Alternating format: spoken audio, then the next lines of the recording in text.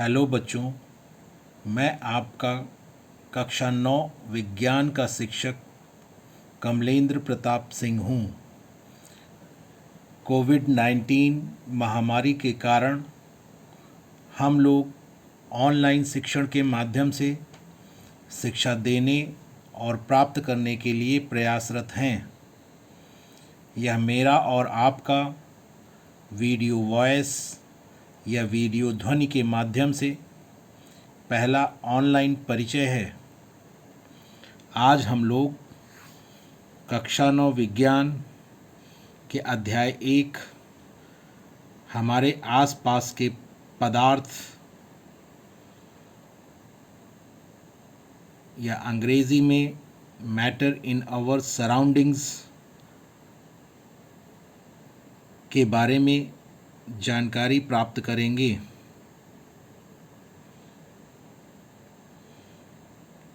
हम सभी अपने चारों ओर बहुत सी वस्तुओं को देखते हैं और उनके आकार, आकृति, बनावट आदि को देखते हैं और पाते हैं कि वे इन सब के आधार पर अलग अलग प्रकार की हैं।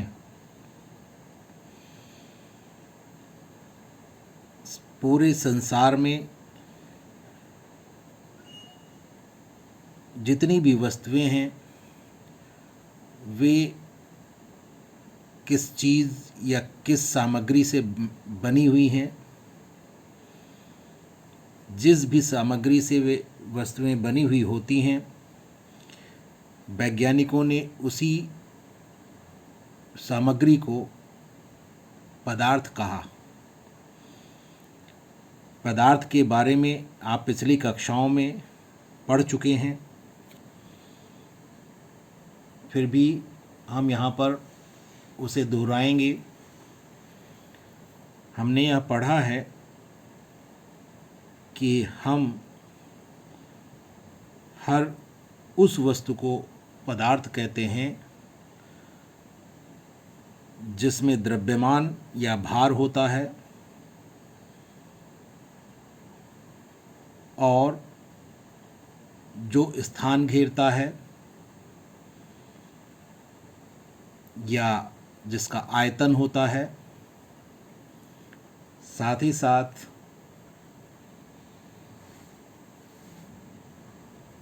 वे सभी वस्तुएं जिन्हें हम अपनी ज्ञानेंद्रियों के द्वारा अनुभव कर सकते हैं, ऐसी सभी वस्तुओं को हम पदार्थ या अंग्रेजी में मैटर कहते हैं। हमारे चारों ओर मेज, कुर्सी, किताब, कॉपी, पत्थर, कुछ भी जो भी हम देख रहे हैं, इस तरह की चीज़ें, ये सब पदार्थ के उदाहरण हैं। जो भोजन हम खाते हैं वह भी पदार्थ है, क्योंकि जितनी भी वस्तुओं के बारे में हमने अभी अभी चर्चा की है, इन सब में भार या द्रव्यमान होता है। ये सभी वस्तुएं स्थान घेरती हैं और साथ ही साथ हम यह कह सकते हैं कि इनमें आयतन होता है। और इन सभी वस्तुओं को हम अपनी ज्ञानेंद्रियों, हमारी 5 ज्ञानेंद्रियां होती हैं, उनके द्वारा हम अनुभव कर सकते हैं, देख सकते हैं, छू सकते हैं, उनके द्वारा उत्पन्न आवाज़ को सुन सकते हैं, गंध को महसूस, पदार्थ की गंध को महसूस कर सकते हैं। ऐसे कई प्रकार से हम वस्तुओं के बारे में अनुभव कर सकते हैं। इस आधार पर यदि हम हवा के बारे में आपसे पूछें कि हवा क्या पदार्थ है, तो आप क्या कहेंगे? हवा भी पदार्थ है, परंतु हमें ऐसा लग सकता है कि हवा कैसे पदार्थ है। हवा भी स्थान घेरता है, उसमें आयतन होता है, क्योंकि जब हम बैलून यानी गुब्बारे में हवा भरते हैं तो गुब्बारा फूल जाता है। जब फूलता है तो उसके अंदर हवा भरी होती है और हवा के कारण ही वह फूल कर बड़ा हो जाता है। यदि हवा स्थान न घेरती होती तो गुब्बारा नहीं फूलता। तो एक तो गुण जो पदार्थ के लिए आवश्यक है वह हवा में है। दूसरा, हवा में द्रव्यमान होता है या भार होता है, इसे भी हम प्रयोग के द्वारा सिद्ध कर सकते हैं। यदि हम एक स्केल को ठीक मध्य में एक पतली डोरी से बांधें और उसे लटका दें और दोनों तरफ बराबर हवा भरे हुए दो गुब्बारे लटका दें जो आकार में समान हो, एक ही पदार्थ के बने हुए हो और उसमें समान हवा भरी हो, तो हम पाते हैं एकदम तराजू की तरह दोनों गुब्बारे लटक जाते हैं, लटके हुए होते हैं। दोनों पलड़ों की तरह, तराजू में जैसे पलड़े लटके हुए होते हैं वैसे ही दोनों गुब्बारे लटक जाते हैं। यदि हम एक गुब्बारे को हल्का सा उसमें काट दें कैंची से, तो उसमें से हवा धीरे धीरे निकलना शुरू होती है और उस पटरी के तराजू का संतुलन बिगड़ने लगता है। और जब जिस तरफ वाले गुब्बारे में हमने कट किया है या काटा है, उस तरफ वाले गुब्बारे की जब सारी हवा निकल जाती है तो दूसरी तरफ जो गुब्बारा होता है जिसमें हवा भरी होती है, उधर का पलड़ा झुक जाता है, नीचे हो जाता है। इससे यह पता चलता है कि जिस तरफ हवा गुब्बारे में नहीं भरी है वह ऊपर उठ गया है और जिस तरफ हवा गुब्बारे में भरी है उधर वाला पलड़ा नीचे हो गया है। इससे पता चलता है हवा में भार होता है या द्रव्यमान होता है। तो हवा भी पदार्थ है। प्राचीन काल में भारत में जो दार्शनिक हुए, विद्वान हुए, उन्होंने 5 मूल तत्वों से प्रत्येक पदार्थ को बना हुआ बताया। ये 5 तत्व जो थे वो वायु, पृथ्वी, अग्नि, जल और आकाश थे। और यह माना कि सभी पदार्थ या सभी वस्तुएं इन्हीं 5 तत्वों से मिलकर के बनी हुई हैं। और ऐसा ही यूनान के जो दार्शनिक और विद्वान थे उन्होंने भी इसी प्रकार पदार्थ को बना हुआ माना। आधुनिक वैज्ञानिकों ने पदार्थ को 2 प्रकार से वर्गीकृत किया। एक तो भौतिक गुणधर्म के आधार पर और दूसरा उनकी रासायनिक गुणधर्म के आधार पर। हमारा जो ये पहला पाठ है या पहला अध्याय है, हमारे आसपास के पदार्थ, इसके अंतर्गत हम पदार्थ के बारे में भौतिक गुणों के आधार पर पदार्थ में कौन कौन से गुण होते हैं उसके बारे में ज्ञान प्राप्त करेंगे। तो सबसे पहले पदार्थ का भौतिक स्वरूप क्या होता है, इससे संबंधित कुछ क्रियाकलाप हम करेंगे और सीखेंगे। उसके द्वारा जानकारी पदार्थ के भौतिक स्वरूप के बारे में प्राप्त करेंगे। तो सबसे पहले जो विचारधारा थी पदार्थ के बारे में, उसके भौतिक स्वरूप के बारे में, कि वो किस तरह से बना हुआ होता है, तो इसके बारे में दो तरह के विचार आए। पहला विचार यह था कि पदार्थ जैसे लकड़ी का टुकड़ा है, या जैसे हमारी पटरी होती है, स्केल होती है, उसकी तरह वो लगातार होता है, लगातार यानी सतत होता है। और दूसरा विचार यह था कि जैसे आपके रेत के टुकड़े होते हैं, बालू के टुकड़े होते हैं, और टुकड़े क्या कहें, बालू के कण होते हैं, जो बालू के छोटे छोटे कण होते हैं। कण देखते हैं आप, एक कण होता है, दूसरा कण होता है, तीसरा कण होता है, उसका ढेर होता है, अलग अलग होते हैं ये कण, लगातार नहीं होते हैं। जैसे पटरी एकदम लगातार एक सिरा दूसरे सिरे से लगातार जुड़ा हुआ है, कहीं बीच में गैप नहीं है, कहीं बीच में टूटा हुआ नहीं है। वैसे जैसे पटरी लगातार बनी हुई होती है पदार्थ से, तो ऐसा ना हो कर के रेत के कणों की तरह से पदार्थ बना हुआ हो, ऐसा विचार कुछ लोगों ने दिया। और कुछ लोगों ने कहा नहीं, पदार्थ जो होता है वो लकड़ी के टुकड़े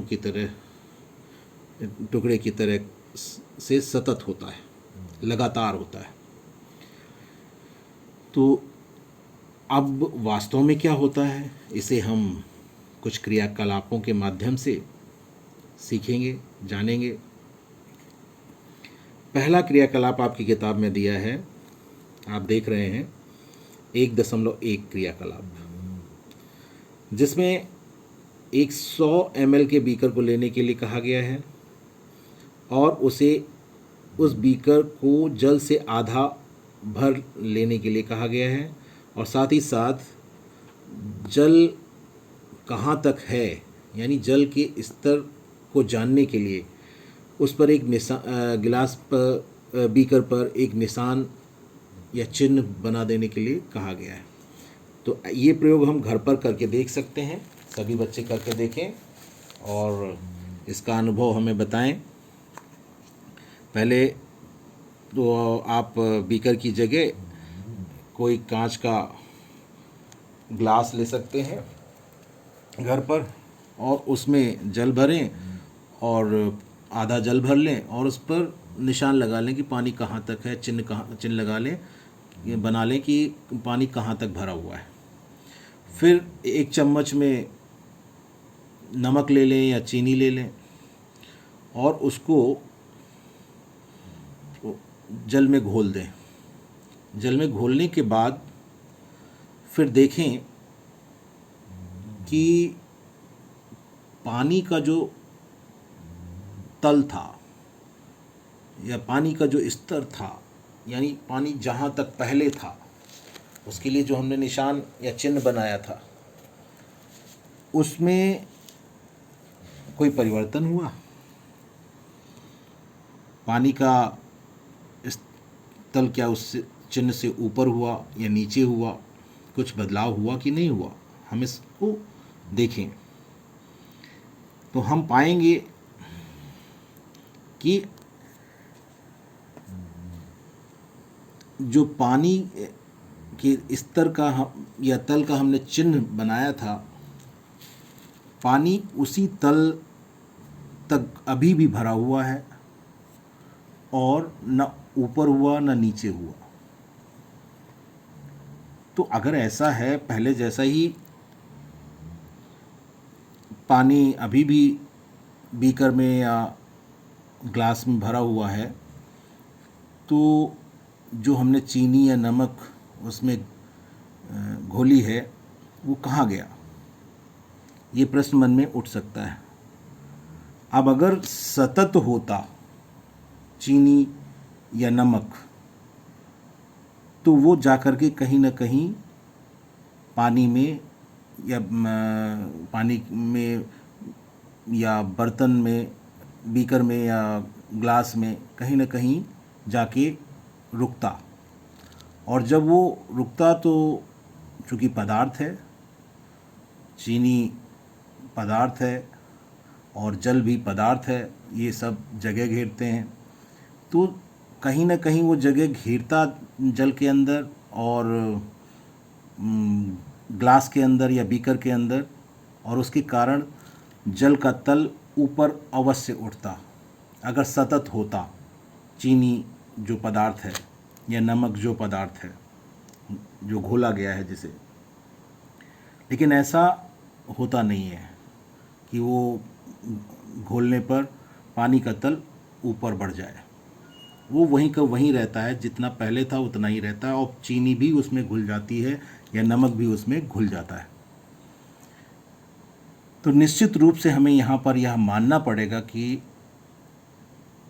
चीनी या नमक सतत नहीं है, वो छोटे छोटे टुकड़ों में मिल करके बना हुआ है।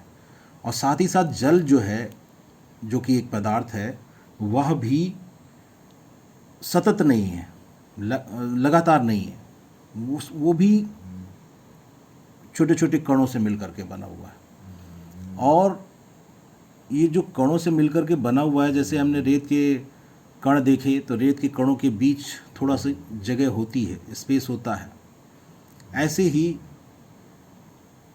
पानी के कणों के बीच भी जगह होगी, और उन जगहों, उन खाली जगहों में, उन जल के कणों के बीच में जो जगह है उसमें चीनी के कण जाकर के या नमक के कण जाकर के बैठ गए होंगे, और इसी कारण पानी का तल ग्लास में या बीकर में ऊपर नहीं उठता है। इसको हम ऐसे भी समझ सकते हैं, जैसे क्लास में बच्चे बैठे हुए होते हैं, एक बेंच पर 2 बच्चे बैठे हुए हैं, 3 बच्चे बैठे हुए हैं, और उनके बीच स्पेस है, जगह है। तो एक बेंच पे अगर 2 बच्चे बैठे हुए हैं और तीसरा बच्चा आता है, वो बीच में जाके बैठ जाता है, तो पहले जितनी जगह बेंच और 2 बच्चे घेर रहे थे, उतनी ही जगह तीसरे बच्चे के बैठने पर भी जो कि बीच में बैठा हुआ है बेंच पर जाकर बैठ जाता है, तो अभी भी उतनी ही जगह घिरी हुई है, कोई ज़्यादा जगह वो नहीं घेरेंगे। तो इस प्रकार हम ये कह सकते हैं कि जल के कणों के बीच नमक और चीनी के कण जाकर बैठ जाते हैं या समायोजित हो जाते हैं, व्यवस्थित हो जाते हैं, और इसी कारण पानी का तल बीकर या ग्लास में नहीं बढ़ता है। आज इस प्रकार हमने यह जाना इस क्रियाकलाप के माध्यम से कि पदार्थ सतत न होकर छोटे छोटे कणों से मिल करके, या हम कहें कि पदार्थ कणों से मिल करके बना हुआ है। छोटे छोटे कणों के बारे में भी हम अभी नहीं कह सकते, छोटे तो होंगे ही, लेकिन कितने छोटे होंगे, कैसे हैं, कितने ज़्यादा छोटे हैं, इसके बारे में हम आगे जानेंगे।